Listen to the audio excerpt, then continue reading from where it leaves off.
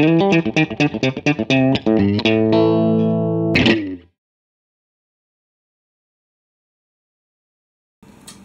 Lee, first of all, thanks for making yourself available for doing this. My pleasure.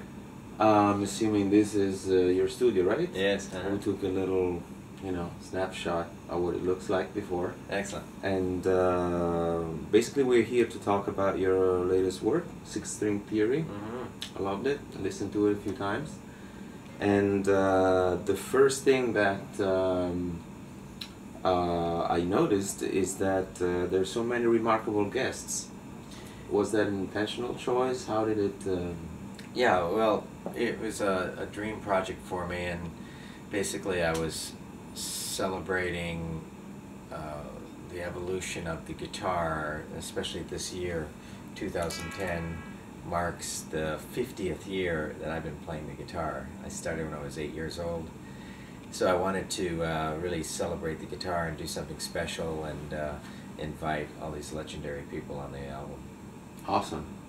Ho appena chiesto a Lee se era intenzionale il fatto che ci fossero così tanti ospiti nel disco, e ha detto che sì, è stato intenzionale, e infatti è una specie di dream project per lui stesso, perché stava celebrando il 50° anniversario da quando ha iniziato a suonare la chitarra.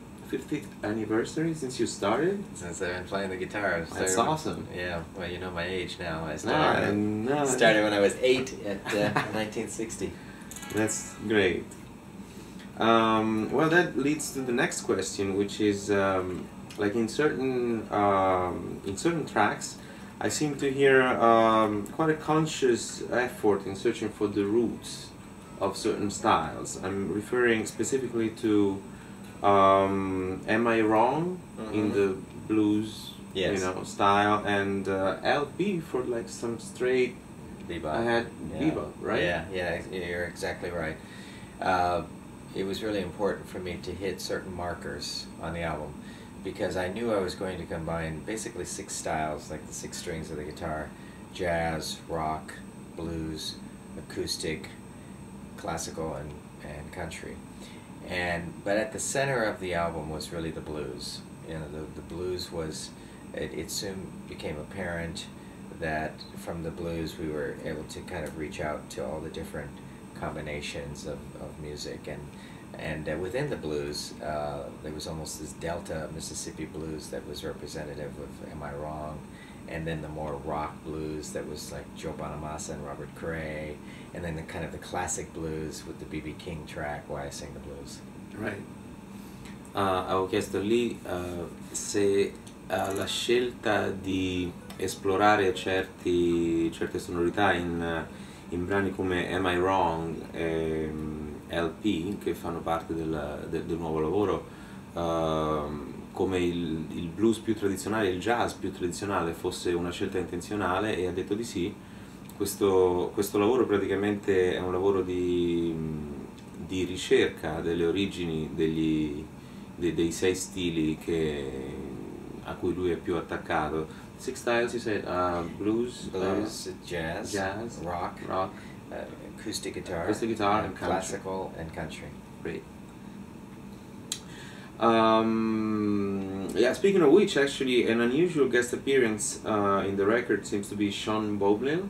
Yes. Well, the other part of the project that was the inspiration for the album was kind of this world we live in with YouTube. And the last few years, like all of us, seeing all these amazing young guitarists from around the world sending in over YouTube, many talented videos. So I thought, what a great thing if I could have a worldwide guitar competition and have some new talent featured on the record.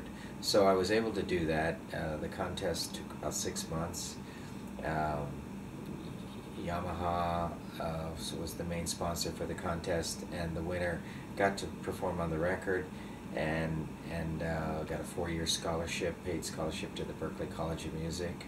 And Yamaha gave out guitars, Monster gave out Monster endorsements, and a lot of prizes. So maybe you should translate. Absolutely. Well, first of all, what's the name of the competition? The competition was the Yamaha International Six-String Guitar Competition.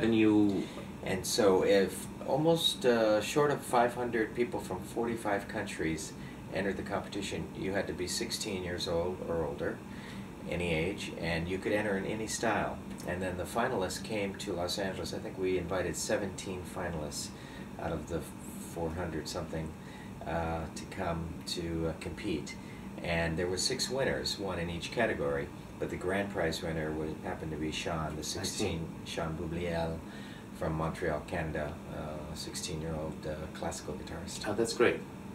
Chiedevo a proposito di queste guest appearances che sono ovvie in questo Six String Theory, ne chiedevo di una in particolare, di questo giovane chitarrista classico, si chiama Sean Boubliel, e mi stava dicendo che anche quello faceva parte del progetto di celebrare tutta un'altra realtà, che sarebbe la realtà contemporanea di YouTube, dei giovani talenti che possono emergere in questi giorni e possono raggiungere una popolarità anche inaspettata. Quindi stavo dicendo che hanno messo insieme questa competizione di chitarra con la Yamaha. Tra i finalisti il vincitore finale è stato proprio questo Sean, al di là degli stili. That's great. So do you play in that track as well? Is that you and Sean? No, that's just solo classical guitar. Right. Sean did everything. And when he won the competition that night in Los Angeles at a theater called the Broad Stage, he was so shocked he won. I was taking pictures with him backstage, and I said, okay, I'll see you tomorrow at my studio here. We have to record your piece. And he said, oh, no, I can't. I have a reservation with my dad to go back to Montreal. I said, no, Sean, you won. You have to record on the record now. So your dad will change the reservation. Stava dicendo che quando Sean ha vinto la finale era emozionato, non era preparato all'evento, quindi praticamente alla fine della serata ha detto ok, allora hai vinto, vieni in studio a registrare il brano. Ha detto no, non posso perché abbiamo l'aereo. E ti ho detto no, non ti preoccupare che tuo padre lo cambia l'aereo. Very well. Well, going back to the album, another thing that is quite remarkable is the live feel, like the organic feel of how it sounds. From the rhythm section is great. Actually, who's on drums? Well, there's a few, right? There's several great drummers. Vinny Colaiuta and Tal Wilkenfeld on bass. That Sure. combination, bass player that made her appearance with Jeff Beck a few years ago. Now they're playing with Herbie Hancock. Harvey Mason, Nathan East together, and Harvey Mason along with Melvin Davis on bass as well. And then Will Kennedy along with Joey DeFrancesco, Sure. playing on the piece LP with Pat Martino and I, and a couple of other pieces. And then Simon Phillips on drums on the Freeway Jam, the piece with Mike Stern and the Japanese guitarist Hoite. So there's the drummers are quite amazing on the album. Will Kennedy, Simon Phillips, Harvey Mason, Vinny Colaiuta. Ho chiesto chi suonava la batteria, la sezione ritmica del disco, e questi sono i nomi chiaramente incredibili. How about John? I really like the opening track is John Scofield and You, right? Yes, yeah. I really like that, and I was wondering how you got to interact with other guitar legends such as John and like George Benson and. Well, the key to the album, as you said, was this organic quality. I was lucky enough to get about 85% of the guitars together in a 2-week period last December and last January in Los Angeles. And a few of the guitarists were overdubbed. the Japanese rock guitarist Hoite overdubbed in Tokyo, Vince Gill overdubbed in Nashville, B.B. King, I had to go to Las Vegas to overdub him. But most of the players all performed live together. So when I played with John Scofield, that was one of the first songs we did on the record, and I wrote "Lay It Down" for him, my composition, but my interpretation, maybe the way Scofield would play one of my melodies, so I was writing for John, and John was interpreting me writing for him. That's awesome, actually. So you guys exchanged this. I mean, you guys were in the same room while. Oh yeah, yeah. No, like I said, about 85% was all live. The nice thing is we were able to record at a great studio, the old A&M studios in Los Angeles, which is called Henson now. Sure. And we were back in Studio D, where they have a lot of soundproof booths together in the big room. So we were all standing and sitting in the big room with the drums in the center, but the amps and stuff were in these little rooms, so we were able to control the sound.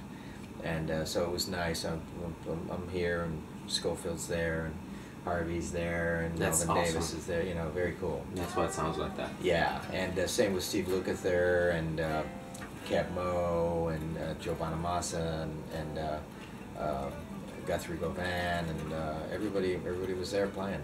That's awesome. Chiedevo quale fosse il segreto di un suono così organico del CD e anche come si era organizzato per suonare insieme ad altre leggende della chitarra quali John Scofield, George Benson ed altri. Mi stava dicendo che la maggior parte del materiale è stato infatti registrato dal vivo in studio. Questo studio bellissimo si chiama Henson Studio qui a Los Angeles, e praticamente è stato molto divertente, molto forte per lui scrivere una melodia pensando a come Scofield la interpretasse e verificare poi come questo scambio potesse avvenire nella stessa stanza. Since you mentioned Steve Lukather, I have a special question about him, because I interviewed Steve actually many years ago in Rome, and since I was basically recording guitar sessions myself in my home country, everybody was asking me pretty much to try to play like Steve Lukather. He was pretty much the first name that would come to other people's mind when they asked me to play something. Now, I happened to ask him, Steve, what happened to you when you started? Who did they ask you to play with? And funny enough, he mentioned a few names. He mentioned your name as well. Mm-hmm. Now, let me ask you, when you're very popular, not only as a solo artist, but also for having played with a lot of other artists. Yeah. So all these, 1,000 sessions. At the beginning, did someone ask you to try to sound like someone else, or? Well, I started so long ago. Most of your listeners and watching the video wouldn't know any of the names probably, but I grew up in Los Angeles, and so and I grew up in a period where there was no computers. Obviously, there were no drum machines. There was only live musicians. So we needed live musicians for everything: for parties, for demos, for songwriting demos, for sessions, for live shows. Everything you needed a player. So I got started as a studio player very, very young. I was 16 when I was first doing some demos and got to work on a session with the Mamas and the Papas, and then Sergio Mendes, and then Peggy Lee and Lena Horne, and by the time I was 20 or 21 I was pretty busy already, and so I was very lucky. And that's a long answer, but at that time Larry Carlton and I were coming up around the same time. He was maybe a few years ahead of me. He was a little older, and but people weren't really asking me to sound like Larry. There was another guitarist, Dean Parks, and there was another guitarist, Dennis Budimir, Tommy Tedesco, the jazz guitar great Howard Roberts. The funny thing is also is that it was a very desirable thing to be a studio guitarist in Los Angeles at that time, because you could also be a jazz player or a rock player and still be a studio player, because some of the greatest jazz guitar players were also doing studio work. Howard Roberts, Joe Pass, Barney Kessel, Herb Ellis, they were all doing studio work too. So that was kind of my dream as a kid, you know. Of course. So I'm sure you can't remember all that too. No, but you know, people will get it from you as well. La mia domanda era, siccome mi è capitato di parlare con Steve Lukather, il quale è ospite anche nel disco, anni fa, e gli avevo chiesto a Steve che cosa gli venisse chiesto di fare in studio quando aveva iniziato la sua carriera di session man. C'era un momento in cui in Italia Steve Lukather aveva lo stile di chitarra più richiesto nelle session in studio, e mi ricordo che Steve rispose: sì, anche a me è successo che mi chiedevano di suonare nello stile di qualcun altro, di cercare di suonare in maniera simile a qualcun altro, e tra questi altri c'era Lee Ritenour. Quindi adesso mi sembrava giusto chiedere a Lee come è iniziata la sua carriera di session man, se anche lui aveva avuto la stessa esperienza per cui gli veniva ogni tanto chiesto di imitare il suono di qualcun altro. E la risposta è che nel suo caso anche è successo, più che altro per imitare dei grandi chitarristi del jazz come Barney Castle, Tommy Tedesco at the time, right? Mm-hmm. And Dennis Budimir, Dean Parks. Dean Parks, actually, Dean is he still does sessions. He's still awesome. Still very busy. No, I think Right. he's still #1. Right. Yeah, he lasted longer than anybody. Especially on the acoustic. Yeah. He's the king of the Yeah. acoustic sessions. Yeah, he's well, you know, he's a wonderful musician. You know, I that besides being a terrific guitarist, I think he's even why sometimes musicians last a long time. Guitar players is maybe sometimes there's people that play faster or have more of an original style, but sometimes the musicians that are the best musicians have the longest careers, because they end up adding the best music to somebody's album. Of course. Stavo dicendo giustamente che alcuni di questi chitarristi, come per esempio Dean Parks, che era uno di quelli che già facevano le session quando lì ha iniziato a essere chiamato in studio, ancora fa le session, ancora registra parecchie session qui a Los Angeles, soprattutto per la chitarra acustica, e stava dicendo che c'è una ragione per cui certi musicisti durano più di altri, certi strumentisti durano più di altri, ossia perché oltre ad essere bravi chitarristi sono dei bravi musicisti, quindi l'apporto musicale che danno alle registrazioni acquista di valore, chiaramente. Speaking of which, any advice you would give to young guitar players who are thinking of a session player career? Well, you know, today, unfortunately, there's less work for session guitar players than years ago, because so many things are done with the computer, but I do believe there's still plenty of work out there for the guitarist that has sort of the best versatility. And so I recommend, you know, if you really want to be a studio player, is that you need to be versatile. You know, that's probably why I was capable of producing six-string theory, because all those genres of music that I put on the record, I really understand. So I think for a young player, the more versatile you are, and a lot of guitar players don't read music today. I think it's still very important. If you're, let's say there's 10 great guitar players, but only one of those 10 really can read, in Los Angeles or New York, places like that where there's movies and TV shows and theater and sessions, you know, it still is an advantage if you are a good reader and you can read music well, because you're going to get that many more jobs than those other 9 guitar players. Gotcha. Ho chiesto lì se avesse un'idea di come sta andando il lavoro di session guitar player in questi giorni, se avesse qualche consiglio da dare a dei chitarristi che vogliono intraprendere quel tipo di carriera. Mi stava dicendo che le due componenti principali sono, secondo lui, essere versatili, perché può capitare di prendere una session per film o per teatro o per TV, dove effettivamente saper destreggiarsi in tanti stili può essere molto importante, e l'altro di saper leggere la musica, perché se tra 10 chitarristi, che di solito noi chitarristi non leggiamo bene la musica, se tra 10 ce ne fosse uno che legge bene la musica, di solito sembra essere quello che viene preferito rispetto agli altri. A couple more things. We can consider you a pioneer of a certain style of music, a certain sound that is quite popular in these days. It changed several times through the year. In these days, sometimes they call it smooth jazz. I don't know if that's how I would refer to your style, but no.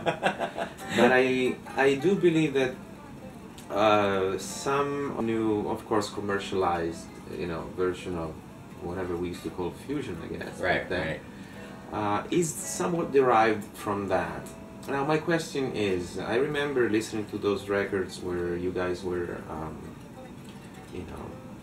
pictured with the headphones and with this piece of music with, what's his name, the bass player.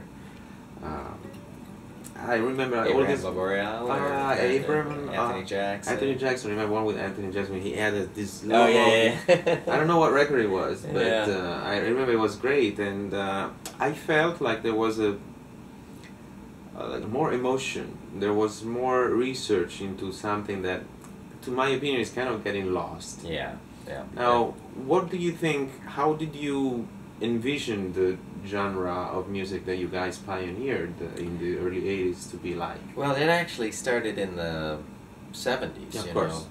And the evolution of that is the line is quite clear, When I was growing up and listening to jazz, it was there was a certain fusion that was starting to happen with Miles Davis, Yes, of course, with Bitches Brew and even before that. And then along those lines came John McLaughlin and Mahavishnu Orchestra, and Chick Corea with Return to Forever, and Alan Holdsworth's Soft Machine, and there was quite a few groups that were coming up. And then people like me and Al Di Meola got our solo contracts, and when I did Captain Fingers, there was a certain fusion period about that. But in Los Angeles and on the West Coast, there was also sort of a natural feeling to have more groove-oriented stuff behind the music. This had a lot to do with the studios here and the commercial music that was being made in pop, R&B, rock, all these different kinds of music. So we were playing at a club called the Baked Potato, and people like Harvey Mason, as you mentioned, Anthony Jackson, Abraham Laboriel, Dave Grusin, Patrice Rushen, people that were joining me were also coming out of the studios, but they were also coming out of listening to Motown and Of course. R&B and pop and different kinds of, and we started to infuse more groove and more melodies. And this was kind of a natural evolution. David Sanborn was doing it, Grover Washington was doing it, Bob James, that was on the East Coast, the Crusaders, out here on the West Coast, Tom Scott and Larry Carlton and me and Dave Grusin and these kinds of people. So it was a very natural evolution. The long story, but the short answer, finally, the radio stations were very commercialized, and the programmers started to develop this thing, and it got very, very, very watered down into this thing called smooth jazz. I was never a believer in the word smooth jazz, and I was certainly never a believer in the fact that it got so watered down. And now it's kind of almost breaking apart again. And you could purposely see I sort of stayed away from that genre of style Absolutely. of guitar playing on the album, because it was almost a statement like, that's not What I meant. what I meant. Yeah, Of course. exactly. Great. Chiedevo a Lee come considerasse un certo tipo di evoluzione di uno stile di cui persone come lui e Larry Carlton ed altri sono pionieri, già dagli anni 70, in particolare nei primi anni 80. Questo stile di musica in questi giorni talvolta viene chiamato smooth jazz, ma giustamente notavamo che le emozioni che i primi dischi di fusion degli anni 70 e 80 trasmettevano erano maggiori, c'era una connessione maggiore con la musica rispetto alla media dei dischi di smooth jazz che vengono passati alla radio oggi. Diceva che quel genere fusion nasceva in realtà da un incrocio tra il jazz suonato live con il lavoro di studio che questi musicisti si trovavano a fare quotidianamente. Quindi c'era più connessione con le origini, mentre a partire da un certo punto in poi le radio lo hanno riconosciuto, quindi da una parte è giusto che sia stato sfruttato, è diventato di successo, ma anche watered down, quindi annacquato. Alright, great. How about a few things about your current setup? Guitars, I noticed you're still a Les Paul guy. Yeah, you know, I've always been a 335 guy a lot with, as a matter of fact, Gibson has my limited edition 335 version. They have my jazz guitar, the Lee Ritenour L5. Yamaha, I play my classical guitars mostly with them, and great classical guitars that they make. But this was funny, when I was doing the 6-string Theory album, I had Gibson make me a 59 reissue, this guitar, and they made me a really beautiful one, because they had brought this out as a celebration for Les Paul for the 50 years of the 59 reissue, and that was in 2009. So then I said to Gibson, I said, can you make me one? So they made me one, took a few months, and it showed up to my studio right here on the day Les Paul died. All right. So it came in the mail, you know. So it's like my assistant opened the door, and later he told me, did you hear that Les Paul passed away today? I said, yeah. And then he said, well, your guitar showed up today too. Wow. So it's been a very special guitar. As a matter of fact, that piece you mentioned earlier, LP with Pat Martino, LP is dedicated to Les Paul. Of course. And you know, that little thing.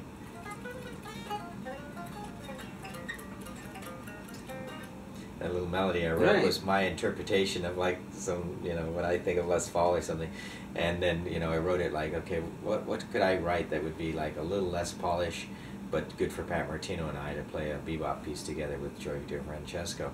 And then, and it just came out on this guitar so nice, you know. I just wrote it like within a few minutes. So I guess Les Paul wanted me to do that.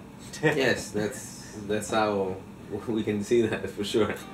Chiedevo a Lee che cosa sta usando in questi giorni per quanto riguarda il setup, chitarre, amplificatori, e mi stava raccontando una storia molto interessante sul it's this guitar that we're talking about, this very instrument. Questa chitarra che sta suonando adesso è una chitarra che ha usato parecchio per questo disco e che la Gibson gli ha mandato in omaggio. Una riedizione di un modello del 59, 59 reissue. Yeah. E mi stava dicendo che gli è arrivata qui nel suo studio a casa per posta un pacco proprio il giorno in cui Les Paul è morto, quindi when did he pass away? It was about a year August. ago, right? Yeah, it was last August. Last August. Yeah, about a year ago. I'm not sure the exact day, but it was in August. E quindi la interpreta come un regalo personale, like a personal gift from Les. Exactly. That's great. Yeah. Speaking of Les Paul, have you seen Jeff Beck's homage to Les Paul. Yeah, well, I heard he did a whole tribute to him at the Iridium in New York, and played mostly Les Paul tunes, right? I saw the thing on the Grammys he did last year, that so I got the idea that he does that so well. Yeah, he does it so well. Yeah. I agree. Yeah, amazing. Last thing, and then I probably should go. But if you want to turn your camera this way, I'd love to. we're mixing some of your guitar fans. Oh, let's see here. Absolutely. Let's see.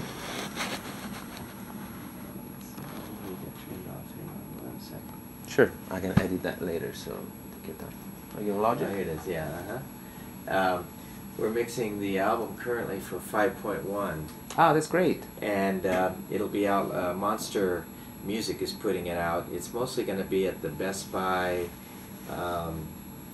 type stores in America, so I'm not sure if it'll be quite a worldwide release yet, but that's coming out in August. And the nice thing about it, besides the 5.1 surround, which is fantastic for to spread out all the guitar players, we're also going to include basically the naked tracks without the guitars, just the rhythm sections. Kind of -1. Yeah, music, exactly. So the guitar players can jam a little bit, you know. So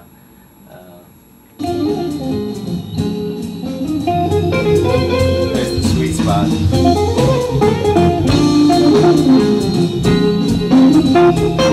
Here's the front.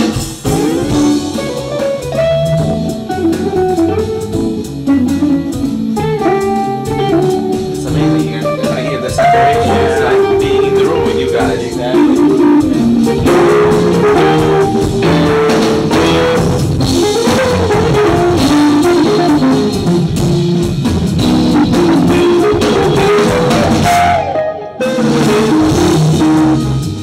What a sound. Yeah, it's big. Amazing. It's cool. Where do you guys mix that? Pardon? Where did you mix it? Where? Right here? Right here? Yeah. Awesome. Yeah, we With the Trident? Yeah, no, man, right in the box. In the box? On Logic. Wow. Well done, man. Yeah, yeah. Well, thank you so much. All right, Simone. Great talking to you. Thank you very much. Let me make sure that we got it.